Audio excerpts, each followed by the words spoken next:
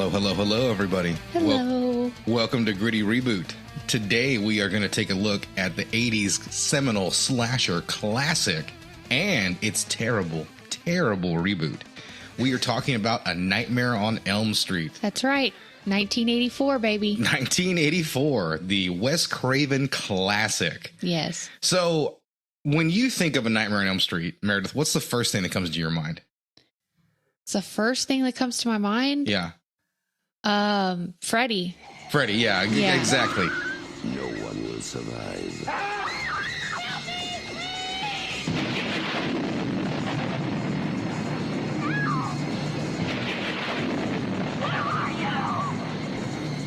From Wes Craven, director of The Hills Have Eyes and Last House on the Left, a new masterpiece in fantasy terror.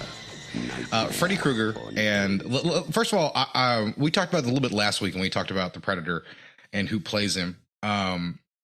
Freddy is so much different than any other slasher because he is not just a guy. He's Robert Englund. Yeah, absolutely. Yeah, Robert Englund's character and personality and everything like that are completely tied into the character. This is one thing that always makes what we talk about here problematic. You know, you reboot, you try to recast and everything like that, and you hope you don't miss anything. The charm of Robert Englund is very difficult to replicate. Absolutely. And it's not that he is like great Shakespearean actor or anything like that. It's just the simple fact that he understood the character and knew how to play it perfectly. And it's one of those things to where like his brilliance in that part is what really elevates all of it. Because there's only one shot in this original film where Freddy is not played by Robert Englund. And it's where in the very first dream sequence, he's chasing Tina. Mm-hmm.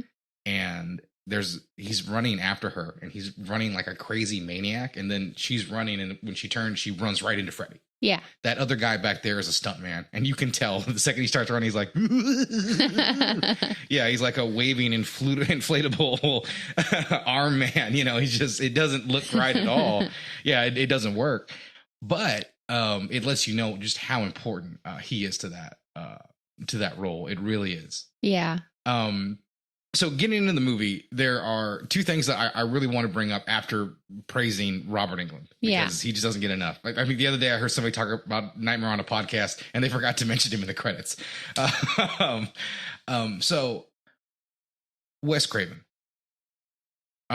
This is not just some guy picking up the camera and doing something. This is truly one of the masters of horror. You know, at the master of his craft, really at his height. This is when, I mean, he's in such a hot streak during this period. You know, he's doing Serpent and the Rainbow a little bit later. You know, his career is red hot at this time, coming off The Hills Have Eyes. Actually, I think he's coming off The Hills Have Eyes too, but that's not important. You know, he made that as a cash grab, but the first one, I mean, you're still talking about a horror classic. You know, a few years earlier, Last House on the Left, another horror drive-in video nasty classic. Yeah. Wes Craven originally came up with this idea due to reading a news article, I believe, about some Korean teens in San Francisco dying in their sleep. Oh, wow. Yeah. It actually is based off of a real thing. Now, they never really got to the bottom of why that ever occurred. And there was always sorts of theories and stuff like that. But the idea stuck with Wes Craven. And when he was trying to, you know, I think when he'd seen the success of Friday the 13th and the Halloween ripoffs and movies like that, he knew, he's like, okay, this is what studios want. Yeah. What can I do to make it a little more interesting? And Craven's always had a real gift for just taking a standard idea and just giving it just enough of a twist to make it really work. It doesn't always come out that way. Every now and then you get Nightmare on Elm Street. Every now and then you get Shocker. Yeah. You know, so it doesn't always work. By the way, everyone should go watch Shocker. It is a fantastic piece of 80s cheese. But back to Nightmare, like his direction is solid. There's one thing that helps him out. I think he has a very solid young cast. Yeah. Heather Langenkamp plays Nancy, and she's great. Fantastic. She's great. And we're going to talk about Heather Langenkamp a lot, but we have to talk about the elephant in the room of Mr. Johnny Depp. Yeah. Fun fact that I learned that links our two movies together. Jackie Earle Haley will eventually take over the role of Freddy Krueger. He actually went to audition for the role of Glenn and met Johnny Depp in the waiting room, who was not there to actually be an actor. Johnny Depp was hanging out with somebody else, apparently. And the casting director saw him and said, "Hey, why don't you read for it, you ridiculously good-looking man?" So yeah, and that's pretty much all that happens from that is he goes in there, gives it a read, gets the part, and it starts his incredibly long acting career. Wow, I had no idea. Yeah, those two guys have a connection to it. And Jackie Earle Haley has kind of confirmed it, so it could be BS, but Johnny Depp has never really talked about the Nightmare series, even though he's had amazing things to say about Wes Craven over the years. But obviously he doesn't talk about this movie a lot. And if any fans out there are watching, it wasn't that he wasn't invited back for the series a meta sequel, New Nightmares. Wes Craven was simply too intimidated to ask him to return for a cameo, and Johnny Depp completely would have done it in that film. He just Wes Craven, I imagine he would. Yeah, because at that point, I think New Nightmares is 93 or 94. I might be off on that, but Johnny Depp's already a big star at that point, critical darling. So I'm sure Wes Craven was like, that guy won't talk to me ever again. But it turns out he really loved working Wes Craven and absolutely thanked him and owes his career to him. And you know what? He is a little rough around the edges, but he's good here too. He really is. I mean, there's some times where you can tell he's not quite an actor yet, but there's some times when he really gets it. Yeah. He really gets it. And I think there is some, once you get past the era of which it was made, the 80s, and what, came into acting then, I mean, it's all really great, solid performances. Yeah, absolutely. Robert Englund is the best one of them all. Yeah, that's incredibly true. I think when you talk about final girls in these kinds of movies, they're usually okay characters. They sort of get their courage because there's nobody else left at the end of the movie. Nancy's really unique. Yeah, Nancy is not that. And I think when I started watching this movie as an adult, and that's the thing, when you are a fan of a long franchise like this, there's a good chance like you might somehow avoid the original film for a long time, because the original is the classic and the most popular one. So in the 90s and the early O's, that would be the one least played on cable. Right. The terrible sequels that nobody cares for, like Part 2 and, Freddy's Dead and stuff like that, that would air 24/7 on like USA or TBS, Sci-Fi Channel, just on a constant loop. So you'd end up seeing those movies and you'd forget about some of the elements that are in the original film. Obviously Freddy becomes much more of a comedic character. A larger than life sort of bombastic killer. Full of puns. Yeah. A truly lovable child murderer, if you will. Yeah. Those are the kind of things that were possible in the 80s and 90s. In this movie, you don't really have any of that kind of humor. It's dark. And Freddy's scary. He really is. Like, there's no kind of wink at the camera, making a joke. There's no escape from him. Yeah, Freddy is really a terrifying villain, because there's no safety from him, and no one will ever believe you if you tell them how he gets you. I think like that's one of the tragedies that Nancy runs into, is that no one's ever, even like the sleep doctor she goes to, when that weird thing happens, she pulls a hat out of nowhere. They're just like, well, I guess she must have hit it in her vagina, because they don't really offer an answer or anything like that. But that's what adults are going to do in a situation. They're going to find the logical reason, because magic is not an option. And that's a grounded element. We also have police involved too. Yeah, there's got to be a realism. There's a very grounded element to Wes Craven's script and idea.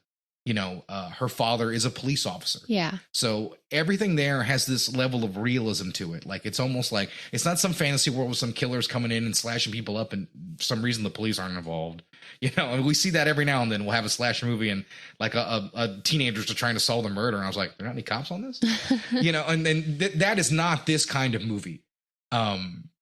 With everything the way it is, I think the way the characters slowly unravel what's going on with them, that they're all having the same nightmare. There's such this level of like Lovecraftian dread to this idea that you and all your friends are having the same exact nightmare over and over. Yeah. Again. And they kind of just discuss this a little bit in the film as well. Yeah. And I think that part's really well done. And one of the reasons I want to point it out, this is we'll get to in a minute. There's things that the reboot doesn't do well. But I think this movie just kind of lays that idea out very nicely about how you deal with this supernatural entity and never making it. I know it's a man who kills people in their dreams, but it never seems that far-fetched for what the concept really is. Yeah, well, my favorite part of the movie is Nancy getting ready for Freddy. she goes through all this adversity. She loses her best friend, Tina. They all have these dreams that are the same. They're all trying to figure it out, but she's really trying to figure it out the most. And my favorite part is the training montage where she basically goes and, you know, starts filling the light bulbs with gunpowder and, you know, getting ready for Freddy. She's getting ready to fight him. Yeah. And I mean, you, once again, like I pointed out earlier, you've seen a lot of final girls. They pick up the machete because they have to. No one else is left. And true, there isn't anyone else left once her boyfriend Glenn is dead. Yeah. But this is different. Like, this is not, I have to fight for my life or I'm going to die. She's like, Freddy is going to come to kill me. He's going to have to earn it. Yeah. Like that's what the vibe is. Like, it's not, there's nothing else going on. He's going to try to kill me and bring everything he's got to take me out. And I'm not going to let him. I'm going to do everything I can. Kick, claw, scratch, hit him in the head with coffee pots, sledgehammer to the gut, everything I can to burn that son of a bitch again. Yeah. And I love her attitude, her demeanor. She's by far my favorite final girl in any of these slasher movies. Yeah, she's great. Her strength is fantastic. And I love the idea that Freddy is toying with her, underestimating her. He gets in the real world, he gets his ass kicked. You can tell it's been a long time since somebody's punched Freddy Krueger in the mouth. And that's immediately what happens. Well, she takes it to him. He has such an easy time with Glenn. I mean, Glenn pretty much doesn't take it seriously from the very beginning. At least that's his attitude. Yeah. Because she asks him repeatedly not to fall asleep and to keep her awake and wake her up when she has trouble. But he falls asleep immediately. Yeah. So immediately, and even after, like, there's the bars in the window before he dies, like, he's still not taking it that seriously. Freddy has it easy with Glenn. Yeah, I mean, you could sort of see that Glenn is concerned, but he doesn't really know what to think. He's more like concerned that, like, I love my girlfriend, but I think she's losing her mind. Yeah. But he's not going to harbor any ill will because she's had people close to her die. Right. So there's one other thing I like to talk about in this screenplay, and I had a good opportunity to talk to a younger friend of mine about it. He's in his early 20s. I'm 78 years old currently. He had never noticed something that is one of my favorite elements of this movie, and it is the mother's raging alcoholism. Yes. I believe it's unique. I think there's only about one line where Nancy calls her mother out and says, "I wish I could stay here and drink all day," like, or something like that. Yeah. But we're talking about only one line this entire screenplay. It's almost underneath everything, from the disdain the parents have for each other. Like, they never speak there's never a line, "I hate you too." I mean, they just look at each other with disdain. Their marriage is over. Yeah, they only share a line when Nancy is at her lowest, and she takes her to the doctor to analyze her sleep patterns. And that's about it. Like, I mean, I think that's really the only dialogue that they actually share. Even when Nancy is brought into the police station after the murder, he's only talking to Nancy. He barely even looks his ex-wife's direction. Yeah, her mother is an interesting character for sure. She is involved in every aspect of this movie. It's an undercurrent of alcoholism that I'm not sure why Wes Craven decided to add that in. Because it doesn't really do anything. It does add to the movie, but it doesn't really do anything besides that. It's just a story element. Yeah. All it does is give a richness to the characters. Yeah. And makes their world feel realistic.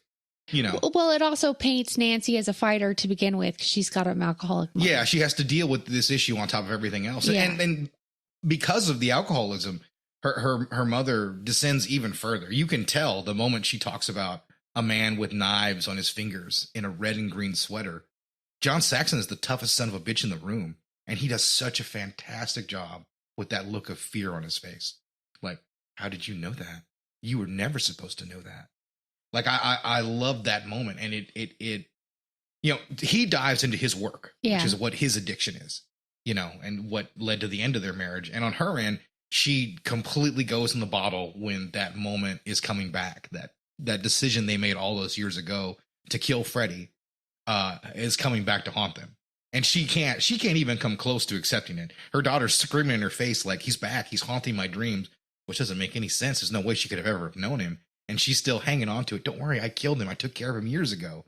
That great scene where she opens up the glove and shows Nancy in the basement right next to their boiler. I love that whole sequence. And even then you can tell she's already kind of drunk. Yeah. She's already pretty drunk, and the night of everything, Nancy's mom is shit faced. Yeah. And she legitimately tries to hide her bottles too. When she's talking to Nancy, anytime Nancy comes into the kitchen, she's trying to hide her bottles that she's drinking. She pours a bunch of looks like vodka into a coffee cup, and Nancy comes and picks it up and drinks out of, or almost drinks out of it, but she takes it from her. Yeah. So there's little scenes like that. Yeah, there's all little stuff like that. I mean, I feel like, listen, Wes Craven isn't a great writer. I'm going to say that straight up. I love him as a director, but as a writer, there's been some things I've seen of him where I'm like, oh, good Lord, man. Not just Shocker, guys, but, there's been a lot of things I've been disappointed by in his career, but this is probably the sharpest screenplay he ever wrote. It really is fantastic with all those little elements like that. Cause what's the one thing I always say? Don't tell, show. Right. And how many movies do we have a character looking right in the camera, telling us something about them or telling us something about what we need to know? And it's okay to tell you some things, but like, I just love that it's barely mentioned, but it's such this big looming darkness and character over this entire screenplay. I mean, this entire movie, and as I said, it makes her become an antagonist. She locks her daughter in her own home. Yeah. When her daughter puts bars up. Yeah. She desperately would need to get out of that house. Her mother makes sure it's not an option because she's too far gone in her alcoholism to even be able to see her daughter's real fear. Yeah. And I love that element of this movie. Is there any element of the original film that you don't care for? I know it's a tough one. Yeah, that's a good question because it's such a good movie. I guess I don't really care for Glenn's character that much.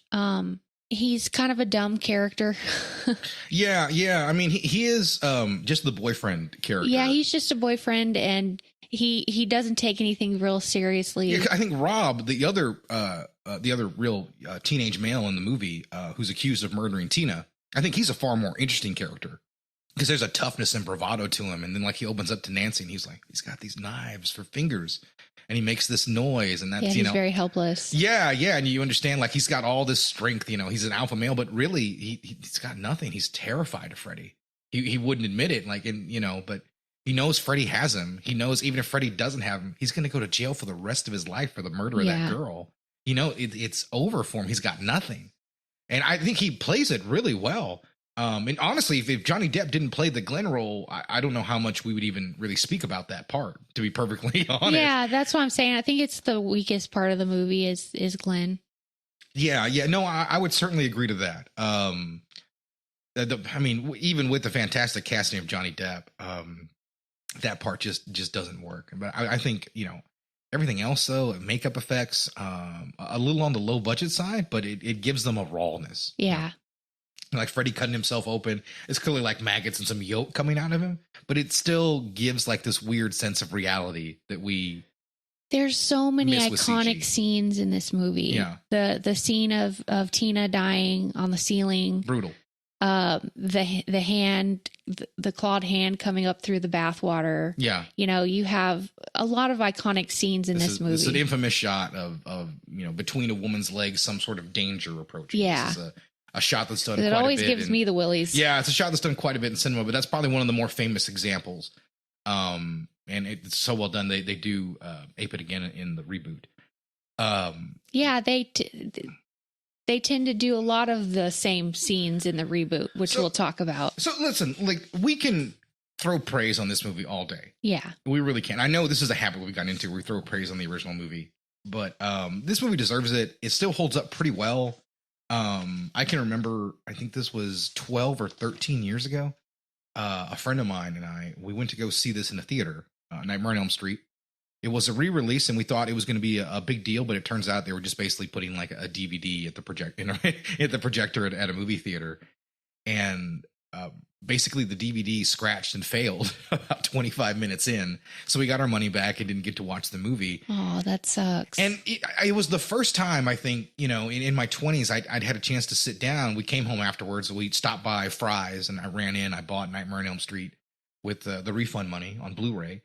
And I came in, popped it in, and we watched the film. And I was amazed at how well it really holds up. Yes, there's some 80s cheese in it. There's no way you're going to get away from that with the budget and who directed it. But it is still a movie that can be found very terrifying, even in this day and age. Holds up incredibly well. It does. Yes, it really does. Sequels are fun. If you haven't seen Nightmare on Elm Street, go check it out. I know there's a lot of people in their 20s who've never even heard of Freddy Krueger. So by all means, go check this movie out. You absolutely need to. Yeah. And if your only introduction is the 2010 remake, then I really pity you. I'm sorry. That's all I can say. I'm so sorry.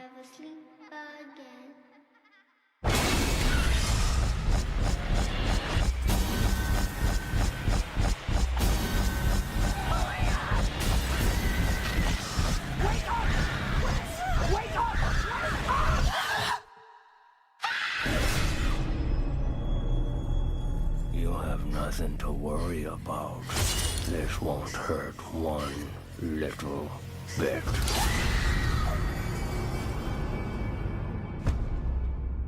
So this is why we started to do this show. And one of the things that drew me to when we talked about like this concept of talking about reboots is my utter disdain and hatred and disgust for a lazy Hollywood reboot. And this is more of a retread than a reboot. It's a reboot because everyone's a new cast member. But, I mean, this movie is just a truly limp disaster. Yes, it's got so many problems. It's 99 problems, but a good script isn't one. Yeah. So I got to watch. I did some research on the production because I was very curious. Because I'd only seen this film when it released and I didn't see it opening night, so I got to read the reviews before I went in, and it sort of tainted my opinion. I always thought, and I absolutely hated the film. Never saw it after the opening weekend. The movie kind of flopped, and that was the end of the franchise. Yeah. So it really wasn't until last night that I had a chance to sit down and kind of break it down and watch it and dissect it and think about the movie. Watching it again, I almost felt worse about it as I started to give it like another critical look. I said, I'm going to be fair to it. Maybe I wasn't fair all those years ago because how much I love those flicks, but it's not what happened. I ended up hating this even more. And when I looked into it, it's got all the things that I hate in a reboot. They needed to rush to make sure to get the movie done so they didn't lose the license. Yeah. There were 15 screenplays written for this movie. Ooh-wee. 15 different screenplays, which is a sin, in my opinion, for two reasons. One, obviously, you don't know what the hell you want to do with the movie. And two, this movie is just like the original in the story it tells. It's, yeah. I mean, if you get right down to it, yes, there are some changes, but it's unimaginative. The story is almost exactly what we thought it would be coming right in. There's no real wrinkles for 15. You got similar shots too. 15 different screenwriters coming in. So I always said this feels more like, Nightmare on Elm Street, an extra Nightmare on Elm Street installment as opposed to like a complete reboot. It doesn't feel like that at all. And that's okay in some instances if you're going to give audiences what they might want from that. Like I've talked about the Friday the 13th reboot. Well, that's not perfect. It's a lot like a Friday the 13th movie. It's got sex, drugs, violence, Jason. Teenagers. Yeah, Jason kills camp counselors or kids at the lake when they do things they shouldn't be doing. That's the franchise. That's fine. And I think it's a fairly well executed movie with some nice kills. I struggled all night to try to find a positive thing to say about this other than the performance of Jackie Earle Haley. Yeah, he makes a good Freddy. He's good cast for that. Absolutely. Yeah, he had just come off of Watchmen and Little Children, I think. I may have gotten that wrong. If I did, I'll redub it, and this will be... Nobody will know. No one will ever know I screwed it up.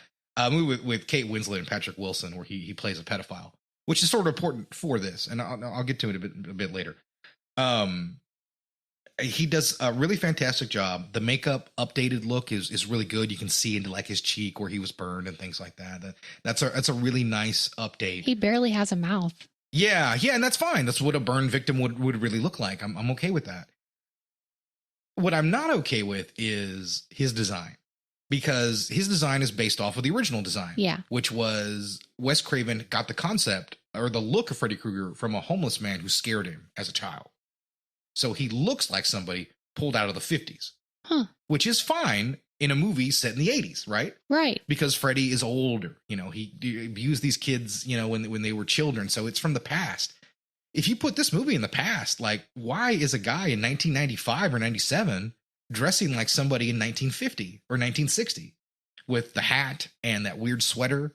It is an odd character decision only because they don't want to really wreck the boat, rock the boat, pardon me. They want to keep it the same. Yeah. They want to make a new reboot so they can start churning out sequels again. Like you can feel that's the whole pitch behind this movie.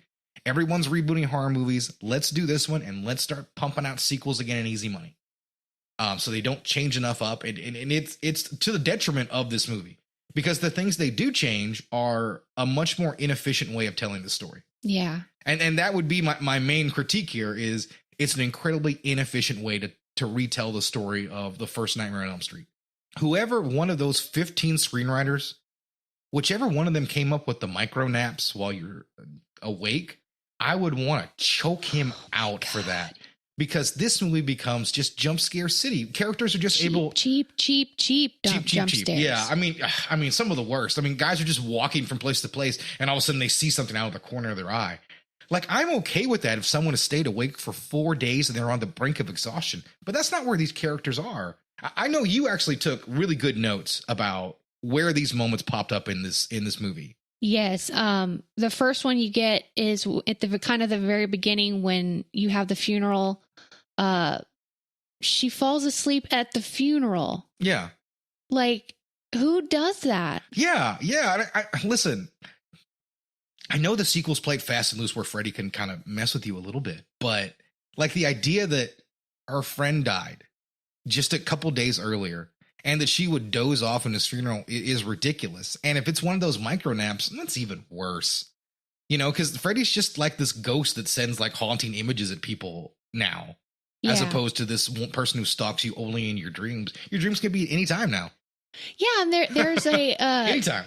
There's a scene even when one of the characters is swimming and he apparently falls asleep while swimming. I'll be honest. I've done a lot of exercise over the years. At no point have I ever dozed off mid-run, mid-lift. Particularly in a pool. Yeah, it doesn't make any sense. It's terrible. Also, you want to get into it. The whole element of that dream is a flashback. Yeah. It's not an actual attack by Freddy. It's an exposition. Yeah, he's literally giving us, they are literally telling us what happened. Yeah. Yeah. in that sequence. We get a nice flashback to see some of those things, but man, there could have been so much better ways to introduce that. So that just annoyed the crap out of me basically throughout the entire movie. It really did that they would waste our time with that. Now, I think it leads to one of my other big complaints about this reboot is how lame the dream sequences are. Yeah. And how underwhelming the kills are. Yeah. We're not talking about not a whole lot of gore. Yeah, we're not really talking about, I mean, this is what these franchises are known for. Gory kills, over the top stuff. Yeah. None of the kills in this movie would rank in the top 20.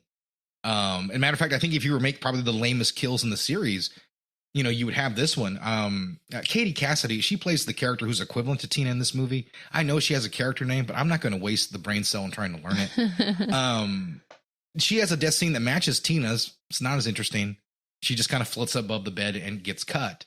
And we compared the two sequences. I mean, they're a little shot for shot, but the raw nature of Wes Craven's scene is just gone, Well, you have her tumbling over the ceiling and she's getting blood everywhere.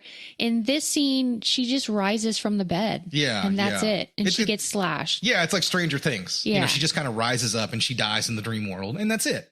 In the original film, she's on the wall, the blood's getting everywhere. She's reaching for him.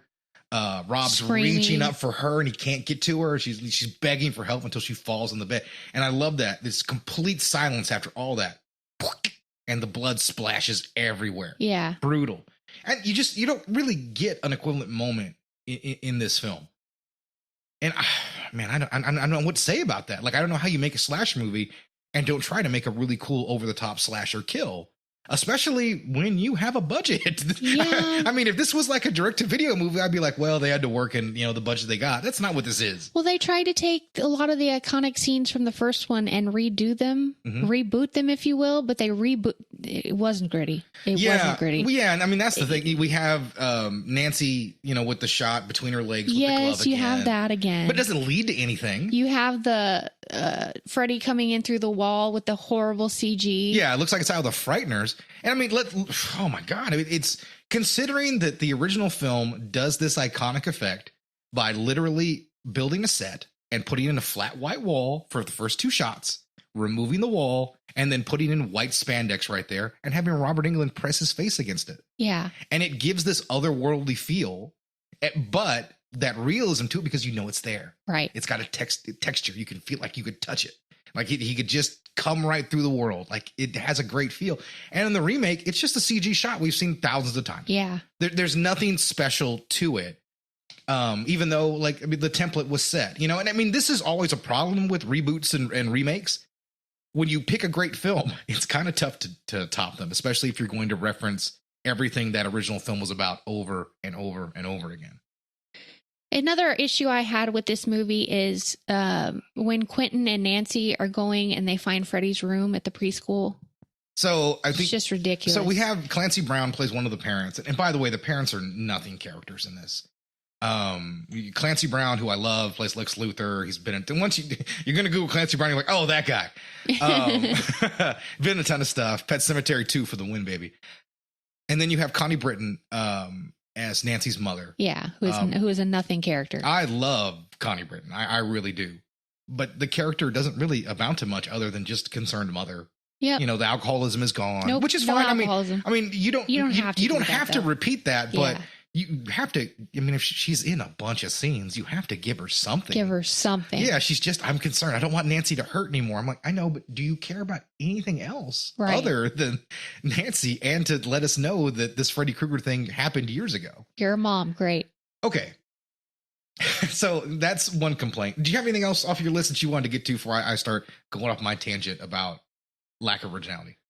No, that was the last scene that I didn't like, was when they just kind of fumble around and they find Freddy's room. Yeah, that was the point I was making. Clancy Brown introduced this fact that we never found the cave that you kids were sent to. And the kids go there and they find it in 3 minutes of looking around.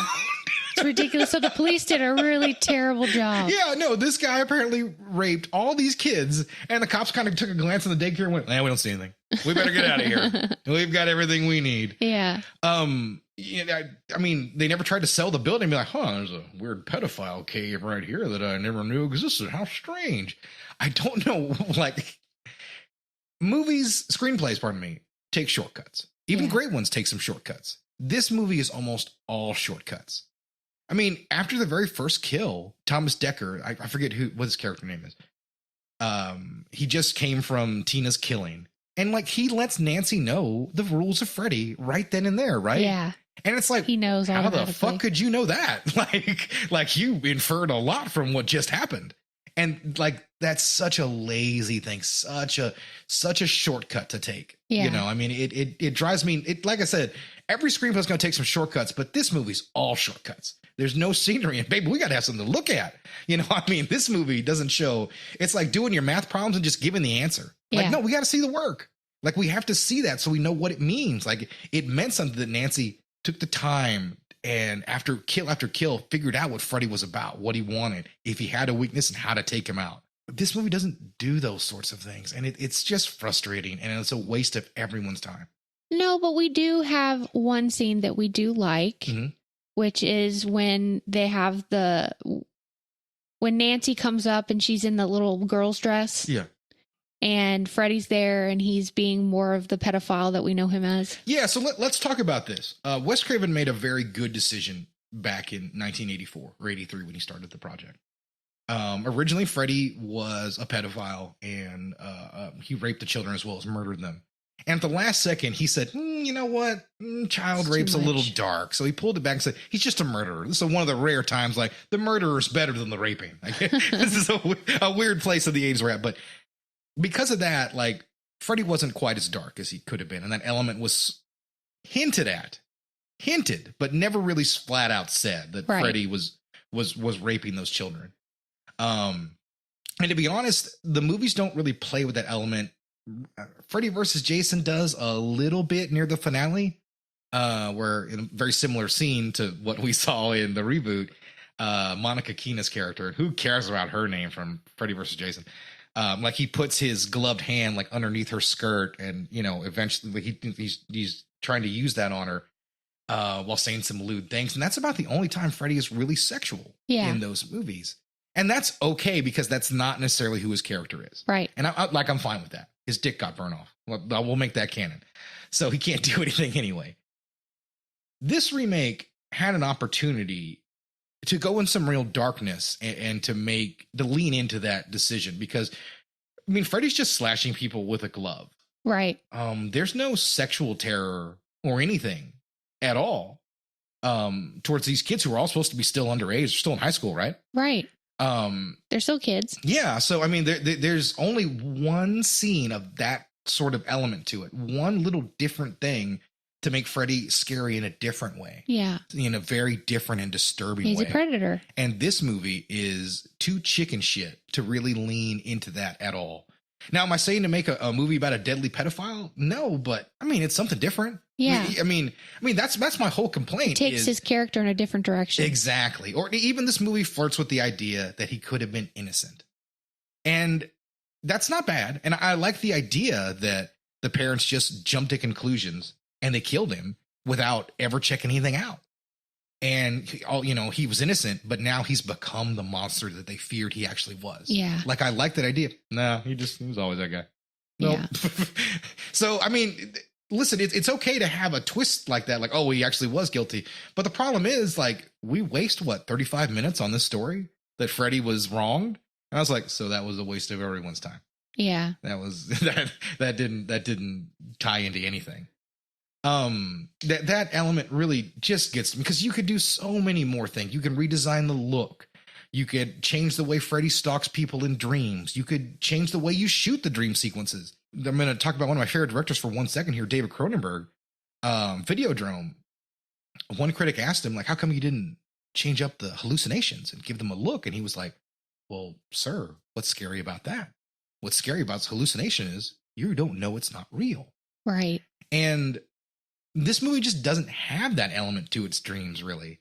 Like, it's firmly established. Okay, we're in a nightmare now. The music changes. They even put a filter over everything. I mean, just like every moment to try to do something particularly interesting or new, they avoided, except for the couple of moments we have just pointed out and talked about. Yeah. I mean, otherwise, it's a by the numbers retread of that original script, except far worse. And one other element I have to mention for my dislikes here, and I don't necessarily like pointing out an actor for a poor performance, especially one as talented as Rooney Mara. She's worked with Soderbergh. She's a big time actress. I think she's gotten Oscar nominations or award nominations at least. And she's great. Yeah, she's a fantastic actress. She sleepwalks through this film. You'd have to shake her at times to see if she's awake, which is kind of appropriate for the material at times, but I mean, she's not a very interesting Nancy. No, there's not a whole lot to her character if we're going to like take a pro and con list and make, the list from 1984 version to 2010 version. I mean, Nancy 84 would fill up the whole sheet and there'd be like 3 things on 2010's sheet. So the character is interesting. So I will give her that, but I mean, I've read reports that she wasn't interested in really being on set, that she thought she was above the movie. And granted, she is. But I mean, it doesn't help this movie at all, because the other actors are really trying out there. Especially the person she gets paired with at the end of the movie, like the stand-in for Glenn. Quentin, thank you. It gives us the most awkward kiss ever, like right before the finale. Oh, I know. Like, hey, why don't we just shove a love story in here right at the last second, ridiculous. Right? Let's just throw one other thing on the damn pile. Why do we have to have that? I mean, because it's easy. It's a cheap shortcut. It's easy to make a connect. It's he cheap. loves her now. Yeah, it's cheap. It's cheap. It's all, the whole movie is that way, except for the makeup. Because even the effects don't look particularly great today. No. We're 12 years away from when this movie came out, and trust me, I didn't like the effects in 2010. Jackie Earle Haley and a couple nice ideas try to elevate this movie. The direction is Samuel Bayer, I think, is the director. I don't know anything else he's really done. This is a This is certainly not something I'd put on my resume. It's not impressive at all. I hate this reboot. Yeah. It's pretty obvious. Yeah, I really hate it. It's got everything that I dislike. Fuck this movie. Yeah, I mean that's it. I mean, this is the kind of thing that I hate, Hollywood laziness. Yeah. Yeah, and it's reflected in its reviews, which I have. Oh, okay. Yeah, let me know. Well, yeah, I'm curious on how these things did critically at the time, so. Okay, so let's go back to the 84 version. The user reviews are 4.4. Had a 95% on Rotten Tomatoes, 77.4 on IMDb. I found a 2-star review. I couldn't find any 1-star reviews, so that's good. Here is the 2-star review. Personally, not my favorite 80s movie. A Nightmare on Elm Street is one of the original slasher movies with Friday the 13th, Halloween, the Texas Chainsaw Massacre, which created all the horror movie cliches, but the movie didn't work for me. It revolves around a couple of teenagers being brutally murdered with no certain explanation. Then one of them discovers a serial killer in their dreams. It has a few pros. It was certainly a good movie for its time, but its scare factor and its suspense factor doesn't work for me. But it's entertaining enough to have some fun and watch a mediocre movie. So that guy didn't really like it. He thought it was mediocre, which I don't know how you could get that out of it. Hey, listen, I understand if you were born in the 90s or the O's, like this movie just seems as old as could possibly be. Think about how when we were kids, we'd have hated a movie from the 60s. Yeah. So same kind of difference. Like I can understand that element to it. But it really is, that's just the one thing about talking about older films. You know, they're always going to be lost to a newer generation, to some of that generation. Yeah, I guess you could kind of tell that person was. Yeah, they're going to have a difficult time sort of adjusting to the styles of acting. You know, people make fun of like the acting in 50s movies, but I mean, like that shit is cutting edge. Yeah. Like, you know, you would watch like On the Waterfront and be like, what is Brando doing if you watch the day? But that's just how acting was then. Right. Big over the top. Same thing with Heston. You know, we give Charlton Heston crap all the time. But that's just how acting was back in those days. So the piece of shit movie the reboot that we watched, it had a 2.9 user review.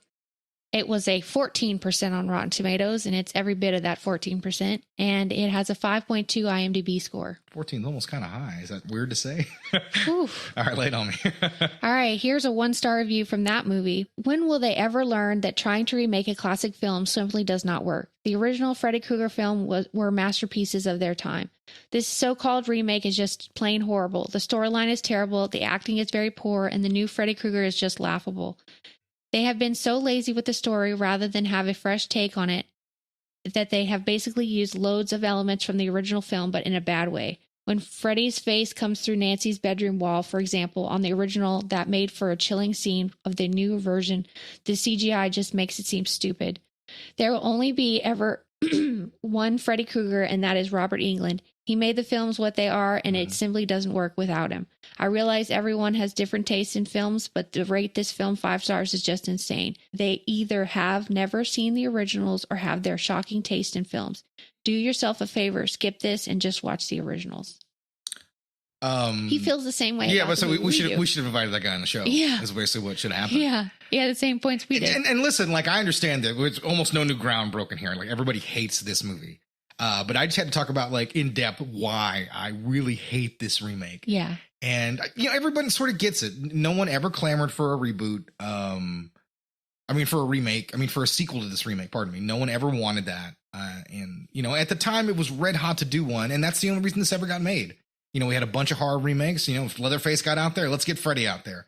And you know, despite them navigating the most difficult hurdle, trying to find someone who could play Freddy, you know, accurately, in my opinion. You know, Jackie does a really nice job. It just, everything about this movie is just so bad. It really is. It's everything that I truly loathe. And once again, you know, I think Robert Englund even said if he was going to pick a person to replace him, he'd pick Kevin Bacon. Which is sort of interesting. And I love Kevin Bacon. I can't see that. But I love Kevin Bacon, so it's fine. Kevin Bacon can do anything and no wrong. That is the final word about it, Meredith. All right. No, I'm glad this wasn't successful. That's all I can say. It's weird for me to say that to all the people who worked hard on this movie, but I'm glad it wasn't successful and we didn't get more in this line, in this franchise. And it Yeah. helped kill that reboot trend of the late O's, you know, the early teens and stuff like that. You know, by 2015, that I was dead pretty Yeah. much. And movies like this helped kill it. It really did, you know, because this was a failure. I always say, like, Jason Voorhees survived anything except for a reboot, because that killed all the sequels after that. And same thing here, you know, Freddy could survive anything except a reboot. Took him out. So that is that as far as those two movies. We loved the original, hated the reboot. Wouldn't recommend it to anybody. No. I don't watch it at any point. You catch it on Sci-Fi Channel, just go watch something. Go outside and play. Read a book. Do something. Yeah, play some games. more Do constructive. anything else. We wasted our time. Yeah, we wasted our time. And if you feel like we wasted your time, please let us know that at grittyrebootcast@gmail.com. Send us an email. Let us know we suck. Yeah. Let us know we're worse than this Nightmare on Elm Street reboot. You can also tell me I suck on Instagram and TikTok at Gritty Reboot. You looked it up on both formats, and let us know anything you think, or if you have any questions, or if you agree with us about this, or if you were that one guy out there, this is your favorite installment of the franchise, you let me know so I can mock you. All right, guys. Thanks a lot for listening, and we'll catch you next week. All right. See ya.